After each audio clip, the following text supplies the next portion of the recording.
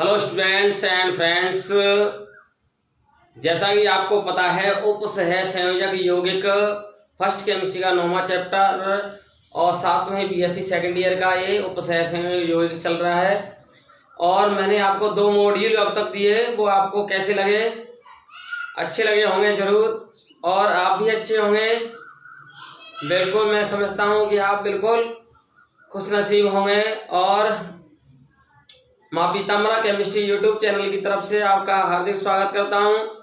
मैं आपका तीसरा मॉड्यूल लेके आ रहा हूँ उपसह संयोजक यौगिक से संबंधित, ठीक है। और इस वीडियो को आप पूरा वॉच करना, इससे आपको बहुत फायदा मिलेगा। अब तक आपको देखो मैं बता दूं कि अकारण के यौगिकों में मैंने सरल लवण पढ़ लिए थे, और आणविक योगात्मक यौगिक में आणविक योगात्मक यौगिक में हमने द्विक लवण और संकुल लवण पढ़ लिए थे। द्विक लवण और संकुल लवण ये दोनों पढ़ लिए थे। और अब हम देखते हैं कि द्विक लवण तथा संकुल लवण में क्या अंतर है। द्विक लवण तथा संकुल लवण में अंतर, द्विक लवण तथा संकुल लवण में अंतर। द्विक लवण तथा संकुल लवण में अंतर।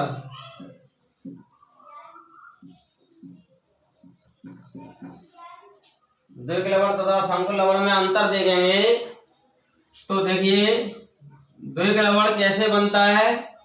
2 सरल लवणों के स्थायी विलयनों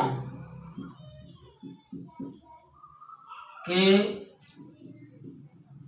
मिश्रित होने के बाद इस मिश्रण का वाष्पीकरण कराने पर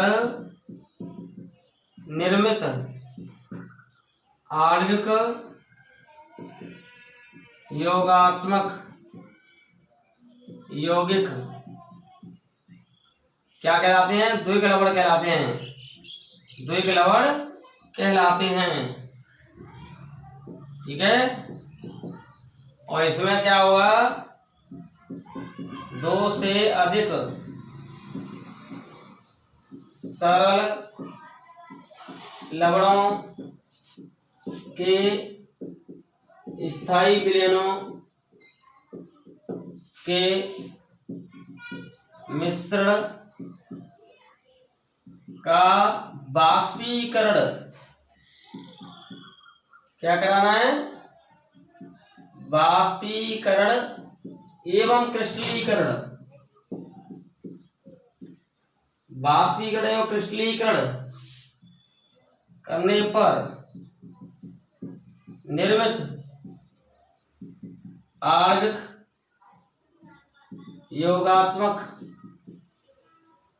यौगिक क्या कहलाता है? संकुल लवण कहलाता है। संकुल लवण कहलाता है। पहला अंतर तो ये हो जाएगा। दूसरा, इन्हें जालक यौगिक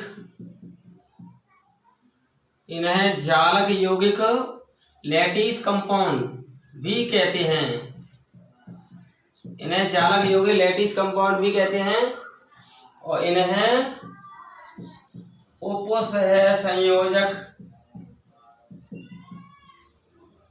यौगिक भी कहते हैं। इन्हें उपसह संयोजक यौगिक भी कहते हैं। तीसरी बात क्या हो जाएगी? द्विक लवणों में इनमें 2 भिन्न प्रकार के धनायन व एक ही प्रकार के ऋणायन उपस्थित होते हैं। इनमें 2 भिन्न प्रकार के धनायन व एक ही प्रकार के ऋणायन उपस्थित होते हैं। 2 भिन्न प्रकार के तो धनायन होंगे और एक ही प्रकार का क्या होगा? ऋणायन उपस्थित होते हैं, ठीक है। और इसमें सभी प्रकार के आयनों में सरल धनायन व संकुल ऋणायन, सरल आयन व संकुल आयन, ऐसे लिख लेते हैं, सरल आयन व संकुल आयन उपस्थित होते हैं तथा संकुल आयन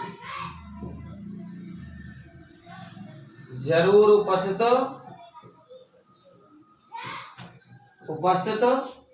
होते हैं।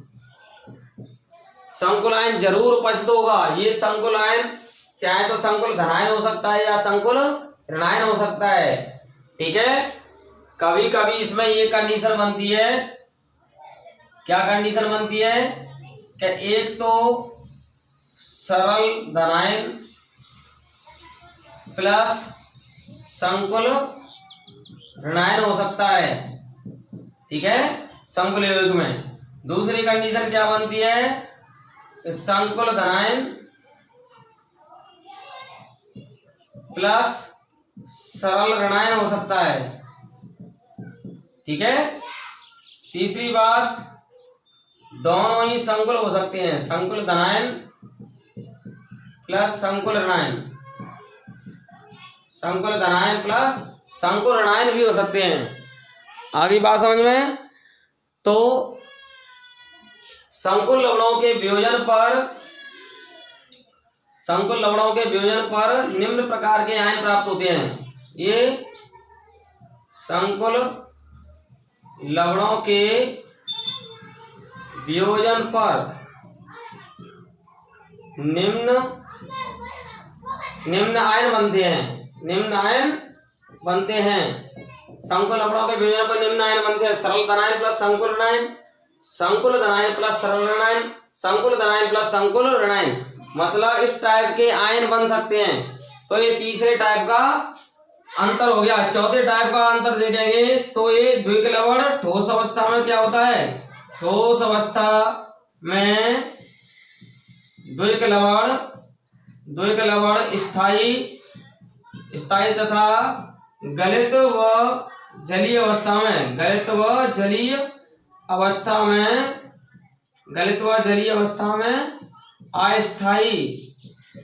अस्थायी होता है तथा सभी आयनों का स्वतंत्र परीक्षण देते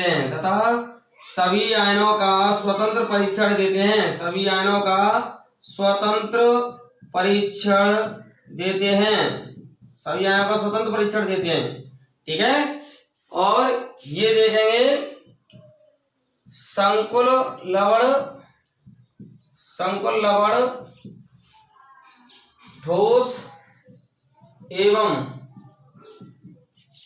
गलित / जलीय अवस्थाओं में स्थायी होते हैं। क्या होते हैं? स्थायी।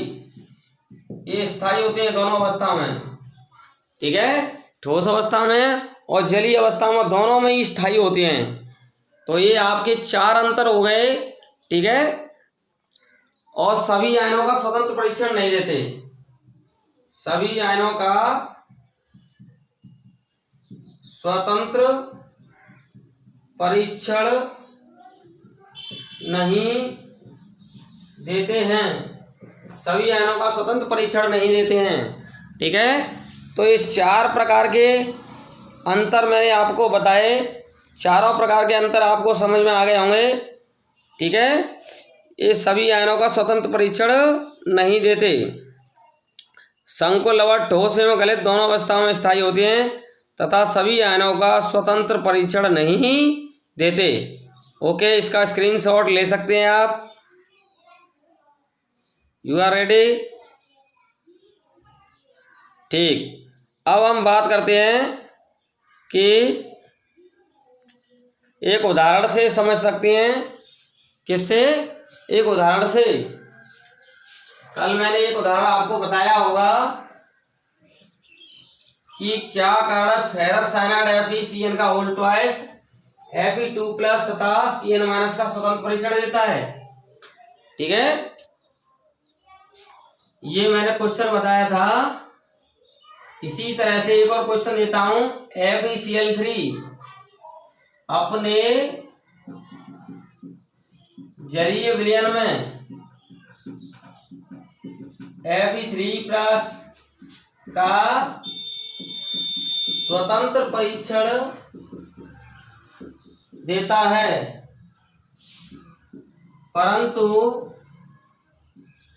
ये देखो K3FeCN का होल 6, ये मैंने पोटेशियम फेरिसाइनाइड ले लिया, पहले पोटेशियम फेरोसाइनाइड लिया, ये K3FeCN का होल 6 पोटेशियम फेरिसाइनाइड Fe3+ आयन का स्वतंत्र परीक्षण नहीं देता है, स्वतंत्र परीक्षण नहीं देता है। इसका मेन रीजन क्या है कि FeCl3 एक सरल लवण है। क्या है? सरल लवण। ठीक है, FeCl3 यहाँ क्या है? एक सरल लवण है। तो सरल लवण को जल में घोलेंगे, जल में घोलेंगे। ठीक है, तो ये Fe3+ और 3Cl- ये देगा। ठीक है, तो ये आयन स्वतंत्र हो जाए, आयन फेरिक धनायन स्वतंत्र हुआ। ये कौन सा आयन है? फेरिक धनायन। फेरिक धनायन स्वतंत्र होने से अपना परीक्षण देता है, अपना परीक्षण देता है। ठीक है, तो ये सरल लवण है।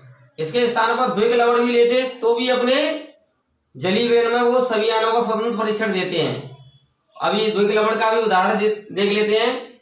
ठीक है, और अब ये देखते हैं K3FeCN का होल 6, इसको पोटेशियम फेरिसाइनाइड बोलेंगे, जल में घोलेंगे तो ये पोटेशियम आयन तो दे देता है स्वतंत्र, लेकिन ये संकुल आयन जो बन रहा है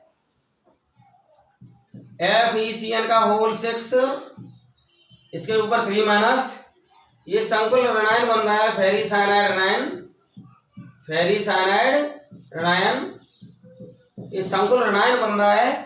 ठीक है, ये फेरिसाइनाइड ऋणायन क्या है? संकुल ऋणायन। क्या ये? संकुल ऋणायन है। ये संकुल ऋणायन Fe3+ का स्वतंत्र परीक्षण नहीं देता। क्यों नहीं देता? क्यों? फेरिसाइनाइड एक संकुल ऋणायन है जिसमें Fe3+ जो अंदर उपस्थित है वो Cn- से उपसहसंयोजक बंध से जुड़ा है। ठीक है, किससे जुड़ा हुआ है? उपसहसंयोजक बंध से जुड़ा हुआ है। फेरिसाइनाइड देखो, मैं इसका थोड़ा सा और डिटेल बता देता हूं। फेरिसाइनाइड ऋणायन देता है पोटेशियम फेरोसाइनाइड, फेरिसाइनाइड, पोटेशियम फेरिसाइनाइड जल में वियोजित होने पर फेरिसाइनाइड ऋणायन बनाता है। क्या बनाता है? फेरिसाइनाइड ऋणायन बनाता है उपयुक्त संकुल, जिसमें Fe3+ व 6Cn-, Fe3+ तो फेरिक धनायन हो गया, 6Cn- क्या हो गए? लिगेंड हो गए। लिगेंड आपस में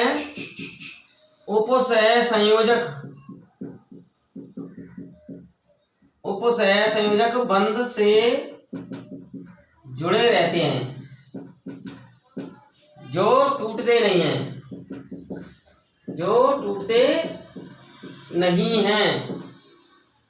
ठीक है, इसलिए Fe3+ का स्वतंत्र परीक्षण नहीं देते। कौन नहीं देते? पोटेशियम फेरिसाइनाइड Fe3+ का स्वतंत्र परीक्षण इसलिए नहीं देता है क्योंकि ये संकुल ऋणायन फेरिसाइनाइड ऋणायन बनाता है। उस फेरिसाइनाइड ऋणायन में केंद्र में जो Fe3+ बैठा है वो 6Cl- लिगैंड से उपसहसंयोजक बंध से जुड़ा रहता है और जो टूटते नहीं है। ठीक है, इसको हम इस चित्र से ऐसे बता सकते हैं, इस तरह से, ये इस तरह से ऐसे हमने ये इसका चित्र बनाना चाहा। इसमें केंद्र में बैठा है Fe3+, Cl- इससे इस तरह से उपसहसंयोजक बंध बना रहे हैं 6। ठीक है, ये Cl- उपसहसंयोजक बंध बना रहे हैं ऐसे। ये Cl- क्या बना रहे हैं? उपसहसंयोजक बंध। तो 6Cl- उपसहसंयोजक बंध से जुड़े हुए हैं। तो केंद्र में जो Fe3+ बैठा हुआ है भाई 6Cl है, 1 Cl पर 1 माइनस, तो 6Cl पर 6 माइनस, और केंद्र में बैठा है Fe3+ और 6 माइनस, मतलब 3+ और 6 - 3 माइनस हो गया। भाई केंद्र में कितना है? 3+ और 6Cl के -6 हो गए, बराबर कितना आ जाएगा? -3। तो इसके ऊपर -3 आ गया। ये फेरिसाइनाइड ऋणायन है। क्या है? फेरिसाइनाइड ऋणायन।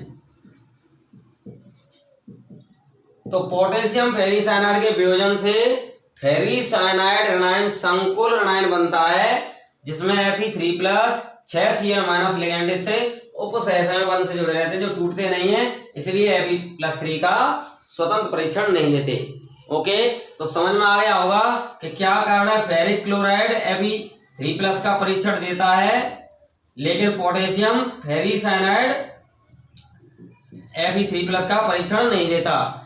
इसका आंसर सटीक क्या है? फेरिक क्लोराइड एक सरल लवण है जो जल में वियोजित होकर के फेरिक धनायन और क्लोराइड आयन सभी आयन दे देता है, जिससे फेरिक धनायन का स्वतंत्र परीक्षण आ जाता है। लेकिन पोटेशियम फेरिसाइनाइड एक संकुल यौगिक होने से जल में वियोजित होकर के पोटेशियम धनायन तथा फेरिसाइनाइड ऋणायन संकुल ऋणायन देता है, जिस फेरिसाइनाइड संकुल ऋणायन में Fe3+ 6Cl- लिगैंड से उपसहसंयोजक बंध से जुड़े रहते हैं जो मजबूत होते हैं, टूटते नहीं हैं, इसलिए फेरिक धनायन का स्वतंत्र परीक्षण नहीं देता पोटेशियम फेरिसाइनाइड।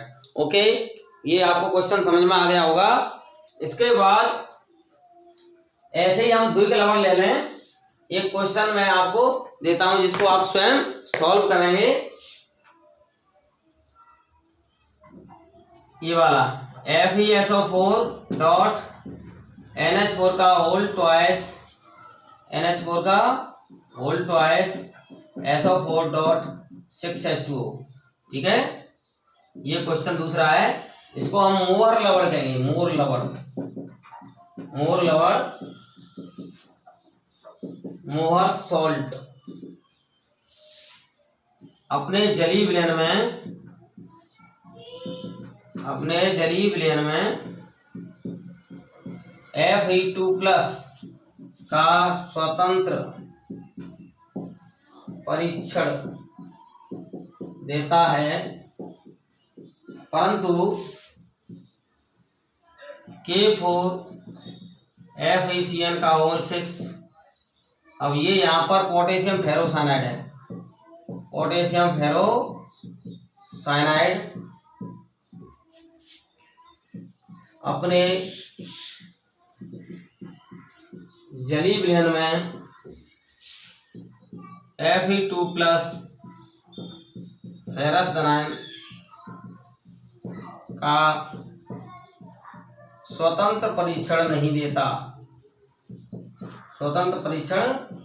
नहीं देता है। ओके, क्यों? तो आप इसका आंसर लिखेंगे कि मोर लवण एक द्विक लवण है। क्या है? द्विक लवण है। ठीक है, ये द्विक लवण है। FeSO4 डॉट NH4 का whole twice SO4 dot 6H2O। ये द्विक लवण है जो जल में घुलने पर अस्थायी होकर के सभी आयन देता है। Fe2+ और NH4+ और सल्फेट ऋणायन सभी आयन देता है। ठीक है, इसमें 2 अमोनियम ऋणायन बनेंगे। Fe2+ 1 बनेगा और सल्फेट इसमें भी 2 बनेंगे। इस तरह से ये कुल कितने आयन बने, इसमें 5 आयन बन गए। कितने आयन बन गए, मतलब जल में घुलने पर सभी आयनों का स्वतंत्र परीक्षण देता है, सभी आयन स्वतंत्र होते हैं, इसलिए Fe2+ का क्या देता है, ये स्वतंत्र परीक्षण दे देता है मोर लवण। लेकिन K4 FeCN6 पोटेशियम फेरोसाइनाइड जल में घुलने पर क्या देगा, पोटेशियम आयन देगा और साथ में ही फेरोसाइनाइड आयन देगा। FeCN6 के ऊपर 4- ये फेरोसाइनाइड आयन दे रहा है। क्या दे रहा है, फेरोसाइनाइड आयन।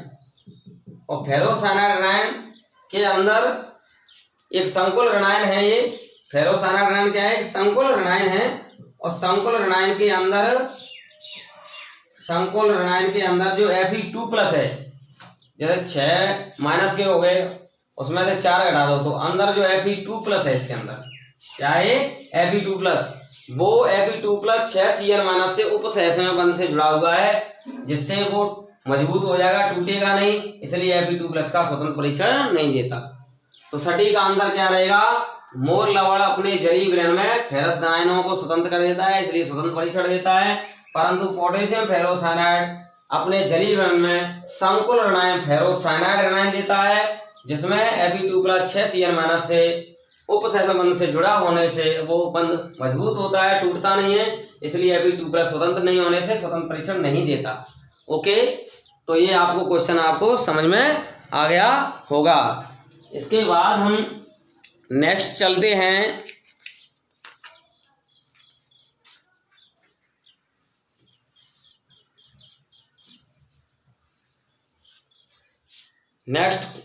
हैं